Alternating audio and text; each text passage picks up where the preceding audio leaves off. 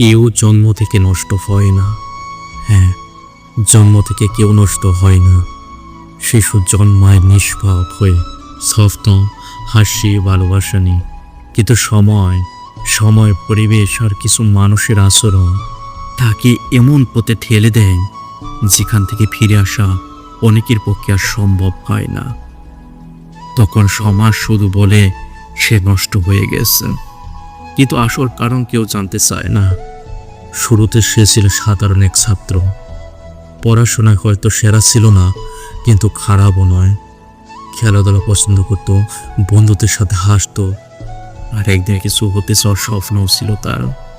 কিন্তু ধীরে ধীরে জীবন ঢুকে গেল অবহেলা আর ভুল বোঝাবুঝি। বাড়িতে বাবা মা ব্যস্ত, মায়ের কত সময় নেই, বাবার ধৈর্য নেই। বন্ধুরা হয়ে উঠলে একমাত্র ভরসা, আর এই ভরসায় তাকে টেনে নিল অন্যদিকে।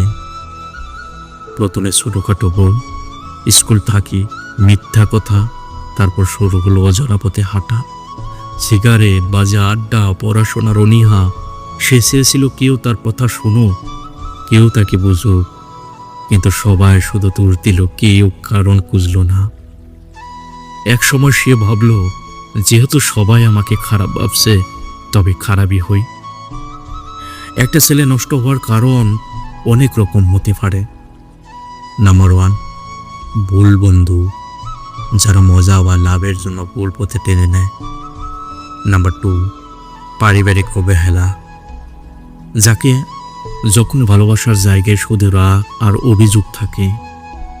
নাম্বার 3, সমাজের দ্রুত বিচার, সত্য জানার আগে দোষী বানিয়ে দেওয়া। নাম্বার 4, মানসিক চাপ, হতাশা, একাকিত্ব, স্বপ্ন পূরণ না হওয়া। নাম্বার 5, ভালো দিকে উপেক্ষা করা, যখন তার প্রতিটা সাফল্যকে ছোট করে দেখা হয়, কিন্তু ছোট ভুলকেও বড় করে ধরা হয়। সমাজ ভুলে যায় যে ছেলেটাকে তারা এখন অবহেলা করছে, হাসির খোরাক বানাচ্ছে, সে একদিন হয়তো কারো প্রিয় সন্তান ছিল, কারো স্বপ্নের নায়ক ছিল।